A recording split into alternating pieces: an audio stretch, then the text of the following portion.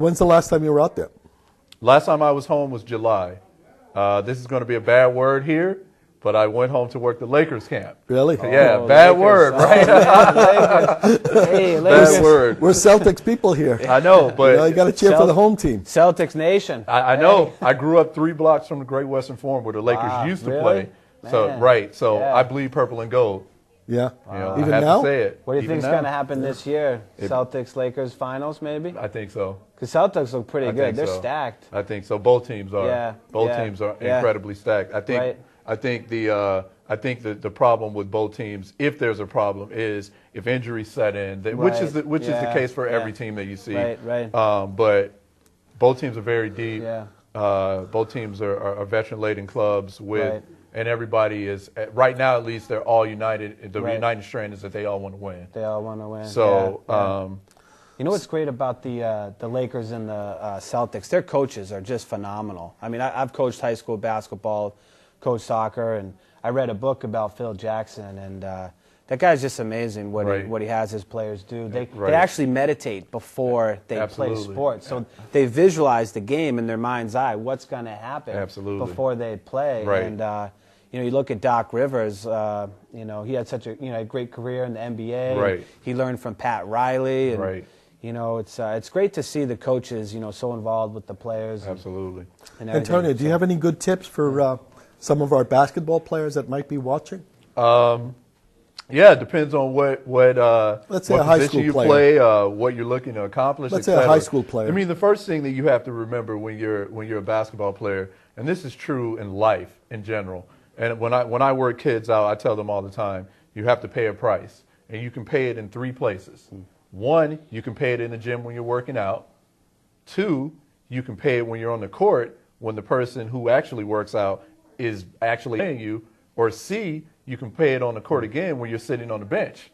So it's your choice where you want to pay the price. Yeah. You're going to pay it somewhere. Right. So I always tell my players that it's absolutely imperative that you pay your price in the gym when you're working out by yourself.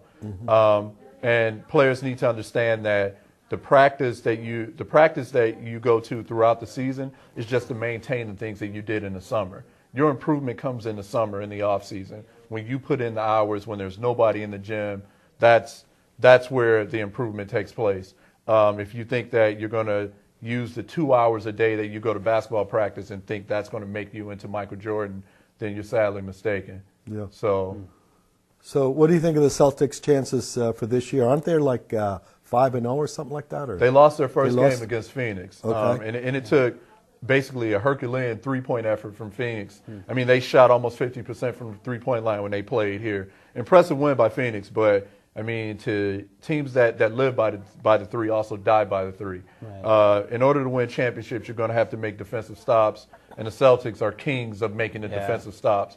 So I feel as long as everyone stays healthy, because the Celtics and the Lakers both are pretty old teams. The Lakers with Derek Fisher and Kobe Bryant, that's the oldest starting backcourt in the NBA. And they didn't miss a game last year. They played all 82 games. So when you're looking at the Celtics and Lakers, you're talking about great teams, but they're veteran teams that sometimes with veteran teams, that's why the Celtics now aren't having shoot-arounds, because you have to rest. Yeah. As we all know, it's a lot harder to recuperate as we get older than it was when we were younger. So injuries are right. I think we all know that part. Right. So Larry, what parting words do you have for the Waltham people that you want them to get to your club?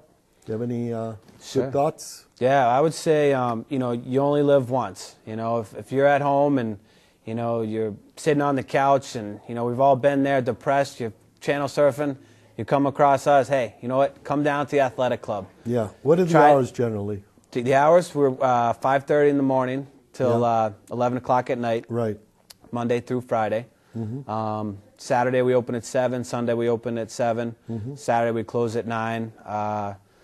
Sunday we close at 8. Okay. But come on down, see me, give you a free week trial, and we'll talk to you. Yeah. What hours are you there so they can kind of look for you? Are you there in the afternoons? I'm there like second shift, pretty much 1 to 9. 1 to 9. Yeah. Okay. So 1 to 9, head over to 249 Lexington Street in Waltham, right near the police station.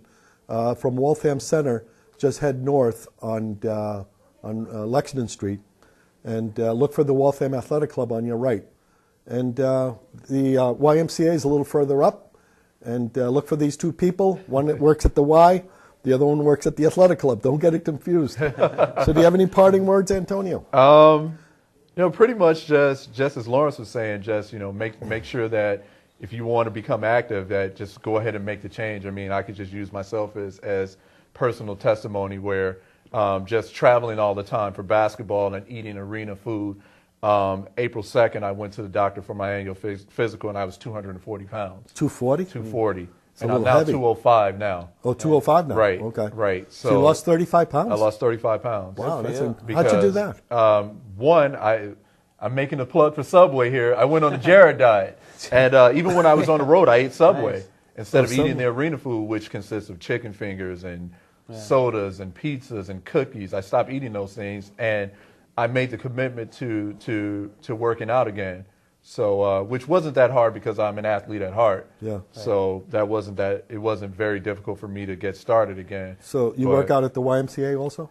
I actually don't work out at the YMCA. I work out at the Boston Sports Club. Yeah. Where is that? I'm not familiar with that. That is located on Winter Street.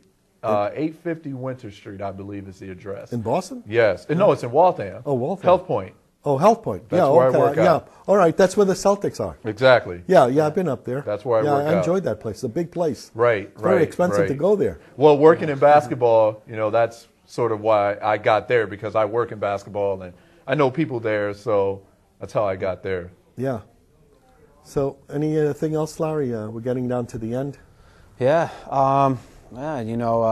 Just any good tips that you want to give to people? That, I would say, is it better to sit around and watch TV and put all the food out, or is it better to head off to your club?